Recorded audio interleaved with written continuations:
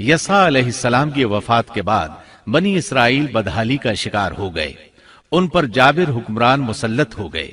उन्होंने दीन को दुनिया से जुदा कर दिया। उन हुक्मरानों ने खूब जुल्म किया।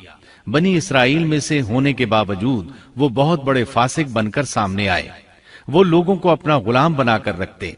दूसरी तरफ बनी इसराइल कई मार्कों में शिकस्त से दोचार हुए। बनु अमालिका के साथ एक मार्के में तो उन्हें निहायत बुरी तरह शिकस्त हुई, और बनु अमालिका ने बनी इसराइल से वो ताबूत छीन लिया जो कि लकड़ी का था, और वो उससे बरकत हासिल किया करते थे। अपने मार्कों और लड़ाइयों में वो उसको साथ ले जाया करते थे। जब बनी इसराइल उसको देखते तो उन पर सकीनत भी नाजिल हुआ करती थी। इस ताबूत में आले मूसा और आले हारून के बाकी मांदा आसार थे। कहा जाता है कि इसी में मूसा अलैहिस्सलाम के सहीफे और तौरात की तख्तियां थीं। मूसा अलैहिस्सलाम का असा भी था। आपके कपड़े भी महफूज थे। इसी तरह हारून अलैहिस्सलाम की कुछ निशानियां भी थीं। बल्कि एक रिवायत में तो ये भी है कि इसमें आसमान से नाजिल होने वाला मन्नो सलवा का मर्तबान भी था जो वो वादी तीह में खाते रहे थे। बहरहाल ये संदूक इस मार्के में उनके हाथों से निकल गया। इस पर बनु अमालिका ने कब्जा कर लिया। इस तरह बनी इसराइल का इफ्तिराक और इंतिशार बढ़ता चला गया, यहाँ तक कि बादशाहों पर भी इसके असरात पड़े और ये संदूक उन्हें भी न मिल सका। यहाँ तक कि अल्लाह के एक मुअज्जज पैगंबर शमवील अलैहिस्सलाम ज़हूर पजीर हुए। इन्हें शमून भी कहा जाता है। अरबी जुबान में इसके मुतरादिफ लफ्ज इस्माइल बनता है, और उनका नाम शमवील इस वक्त अरबी जुबानों की किताबों में आम हो चुका है। शमवील अलैहिस्सलाम ने दावत तौहीद शुरू की। उन्हें हक की तरफ बुलाने लगे। चूंकि बनी इसराइल अपने इंतशार और तफरीके को एक अजीम मुसीबत समझ रहे थे, वो उनकी दावत को कबूल करने लगे। फिर उन्हें ये एहसास हुआ कि एक बादशाह का होना भी निहायत जरूरी है, ताकि वो इनके दुनियावी मामलात और सियासी उमूर की बागडोर संभाले। चुनाचे इकट्ठे होकर शमवील अलैहिस्सलाम के पास आए। कहने लगे, हम में से एक शख्स को मुंतखब कर दीजिए जो हम पर हुकूमत करे, और जालिमों से बदला लेने के लिए जब लड़ाई हो तो वो हमारी क़ियादत करे। कुरान करीम में इस किस्से को बहुत वजाहत से बयान किया गया है। अल्लाह ताला सूरतुल बकरा आयत 246 में फरमाते हैं, क्या आपने मूसा के बाद वाली बनी इसराइल की जमात को नहीं देखा, जबकि उन्होंने अपने पैगंबर से कहा कि किसी को हमारा बादशाह बना दीजिए ताकि हम अल्लाह की राह में जिहाद करें। पैगंबर ने कहा, मुमकिन है कि जिहाद फर्ज हो जाने के बाद तुम जिहाद न करो। उन्होंने कहा, भला हम अल्लाह की राह में जिहाद क्यों न करेंगे? हम तो अपने घरों से निकाले गए हैं और बच्चों से दूर कर दिए गए हैं। फिर जब उन पर जिहाद फर्ज हुआ तो सिवाय थोड़े से लोगों के सब फिर गए, और अल्लाह जालिमों को खूब जानता है। अल्लाह ताला फरमा रहे हैं कि ये वाकया मूसा अलैहिस्सलाम के बाद पेश आया, और उलमा इस पर मुत्तफिक हैं कि ये शमवील अलैहिस्सलाम का वाकया है। बनी इसराइल कहने लगे, ए शमवील, हमारे लिए एक हाकिम मुकर्रर कर दीजिए ताकि हम उसकी सरबराही में अलम जिहाद बुलंद करें और बनु अमालिका को शिकस्त देकर उनसे इंतकाम लें। शमवील अलैहिस्सलाम और यूशा अलैहिस्सलाम के दरमियान 460 साल का फासिला है। बनी इसराइल को जिहाद किए एक तवील अरसा गुजर चुका था जबकि वो फतह याब हुए थे। इस वक्त तो वो बुरी तरह शिकस्त खुर्दा थे। शमवील अलैहिस्सलाम कहने लगे, मुझे तो महसूस होता है कि तुम सिर्फ जुबान की हद तक ये कह रहे हो, जिहाद फर्ज होने पर तुम पीछे हट जाओगे। उन्होंने कहा, यह कैसे मुमकिन है जबकि बनु अमालिका ने हमें बहुत तकालीफ पहुंचाई हैं, हमें अल-कुद्स से निकाल दिया। बुख्ते नुसर बादशाह ने हमारी बहुत बड़ी तादाद को कत्ल किया है, लिहाजा हम तो उनसे जरूर लड़ेंगे। फिर अल्लाह ताला ने शमवील अलैहिस्सलाम पर वही नाजिल की कि जिहाद फर्ज हो चुका है। जब बनी इसराइल ने यह खबर सुनी तो सिवाय चंद एक के सब ने जिहाद से मुंह मोड़ लिया, और ये वही लोग थे जो कुछ देर पहले पुख्ता अहदो पैमान कर रहे थे कि हम जिहाद करेंगे। शमवील अलैहिस्सलाम के साथ रहने वालों की तादाद 8000 थी, जबकि पीछे हटने वाले लाखों की तादाद में थे। इसलिए कि जब बनी इसराइल मिस्र से आए थे तो उनकी तादाद 6 लाख थी, और इस वक्त तक तादाद बहुत बढ़ चुकी थी। اب جو لوگ جہاد کے لیے تیار ہوئے انہوں نے پوچھا کہ ہماری قیادت کون کرے گا؟ شمویل علیہ السلام نے انہی میں سے ایک شخص طالوت کو منتخب کیا۔ طالوت بن قیش یعقوب علیہ السلام کے بیٹے بنیامین کی نسل سے تھا۔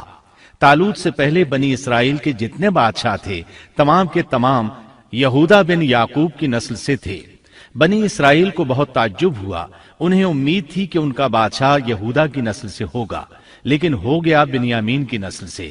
چنانچہ انہوں نے اسے تسلیم کرنے سے انکار کر دیا اور آگے سے باطل تعویلات کرنے لگے۔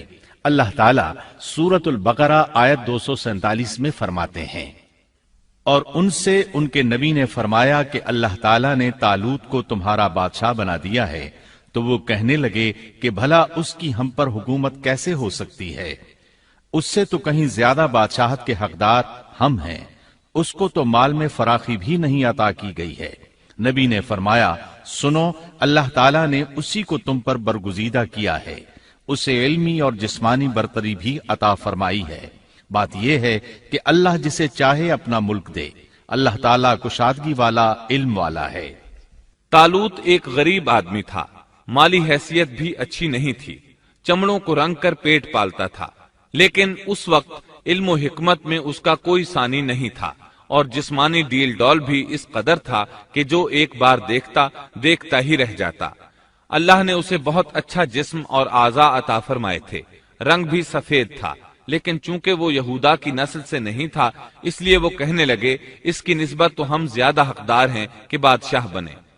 ان کی بات کا جواب شمویل علیہ السلام نے یہ دیا کہ یہ انتخاب میرا نہیں، اللہ تعالیٰ کا ہے، اور بادشاہت کے لیے عقل اور جسمانی طاقت کی ضرورت ہوتی ہے۔ بادشاہت یوں بھی اللہ کے اختیار میں ہے، جسے چاہے عطا کر دے۔ یہ سن کر ان میں سے اکثر نے لڑنے سے انکار کر دیا، اللہ کے نبی کی اطاعت بھی چھوڑ گئے۔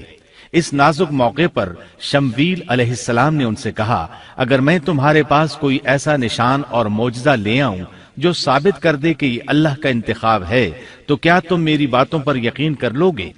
وہ کہنے لگے، جی ہاں۔ چنانچہ اللہ نے انہیں ایک معجزہ عطا فرمایا۔ اس کا ذکر سورۃ البقرہ آیت 248 میں آیا ہے۔ ان کے نبی نے ان سے پھر کہا کہ اس کی بادشاہت کی ظاہری نشانی یہ ہے کہ تمہارے پاس وہ صندوق آ جائے گا جس میں تمہارے رب کی طرف سے دل جمعی ہے، اور آل موسیٰ اور آل ہارون کا بقیہ ترکہ ہے۔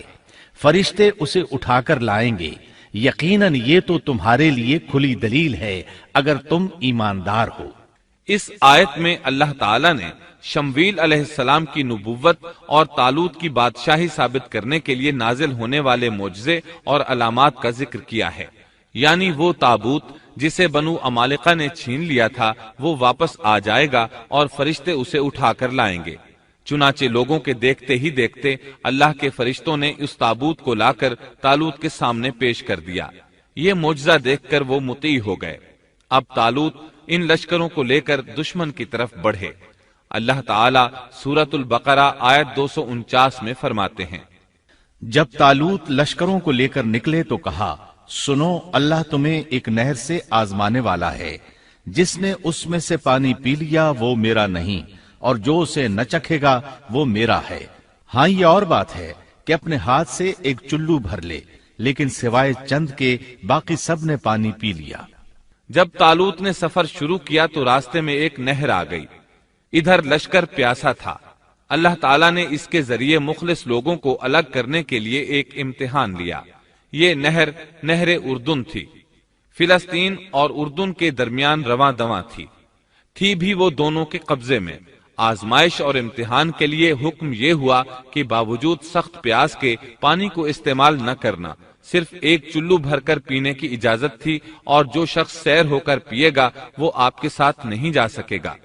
جب وہ گزرنے لگے تو چند ایک نے ایک چلو پانی لیا، باقی سب نے زیادہ پانی پی لیا اور اس آزمائش میں ناکام ہو گئے۔ کامیاب ہونے والوں کی تعداد صرف اور صرف 313 تھی۔ صحیح بخاری میں سیدنا برا بن عازب رضی اللہ عنہ سے روایت ہے کہ ہم اصحاب محمد صلی اللہ علیہ وسلم آپس میں یہ باتیں کیا کرتے تھے کہ غزوہ بدر میں شریک ہونے والوں کی تعداد طالوت کے ساتھیوں کے برابر تھی۔ اللہ تعالیٰ سورۃ البقرہ آیت 249 میں فرماتے ہیں، طالوت مومنوں کے ساتھ جب نہر سے گزر گئے تو وہ لوگ کہنے لگے، آج تو ہم میں طاقت نہیں کہ جالوت اور اس کے لشکروں سے لڑیں۔ لیکن اللہ سے ملاقات پر یقین رکھنے والوں نے کہا، بسا اوقات تھوڑی سی جماعتیں بڑی اور بہت سی جماعتوں پر اللہ کے حکم سے غلبہ پا لیتی ہیں، اور اللہ تعالیٰ صبر کرنے والوں کے ساتھ ہے۔ جالوت کا لشکر بہت بڑا تھا، جبکہ طالوت کے ساتھ صرف 313 آدمی تھے۔ یہ صورتحال دیکھ کر بنی اسرائیل گھبرا گئے، بولے ہم تو تعداد میں بہت تھوڑے اور نہایت کمزور ہیں، کس طرح ان سے جہاد کر سکتے ہیں؟ لیکن ان میں سے کچھ لوگ نہایت پارسا اور اللہ پر یقین رکھنے والے تھے۔ یہ اور شمویل علیہ السلام دوسروں کا حوصلہ بڑھانے لگے، آخر وہ لڑائی پر تیار ہو گئے، مقابلہ ہوا۔ اور جب ان کا جالوت سے اور اس کے لشکر سے مقابلہ ہوا تو انہوں نے دعا مانگی کہ اے پروردگار ہمیں صبر دے، ثابت قدمی دے اور کفار کے مقابلے میں ہماری مدد فرما۔ مقابلہ شروع ہوا۔ جالوت اپنے لشکر سے نکلا اور مقابلے کے لیے للکارا۔ یہ بہت طاقتور تھا، اس کا پورا بدن اسلحے سے لیس تھا۔ مسلمان اسے دیکھ کر ڈر گئے۔ طالوت نے اپنے ساتھیوں سے کہا، کون اس کے مقابلے میں نکلے گا؟ سب خاموش رہے۔ اس کے لشکر سے ایک نوجوان نکلا، یہ داؤد علیہ السلام تھے۔ اس وقت یہ صرف 16 سال کے تھے۔ یہ رسی میں پتھر باندھ کر اس کو گھما کر پھینکنے کے ماہر تھے۔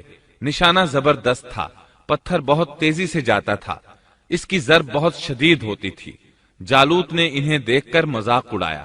اس نے کہا، نوجوان تم ابھی بچے ہو، واپس جاؤ، میرے مقابلے میں کسی بڑے کو بھیجو۔ داؤد علیہ السلام نے اپنی رسی کو گھمایا، اس میں بندھے ہوئے 3 پتھر خاص انداز سے پھینک دیے۔ تینوں گولی کی رفتار سے آئے اور اس کے ماتھے پر لگے۔ جالوت کا سر پاش پاش ہو گیا اور وہ مر گیا۔ اس کے مرتے ہی جالوت کے لشکر میں خوف ہراس پھیل گیا۔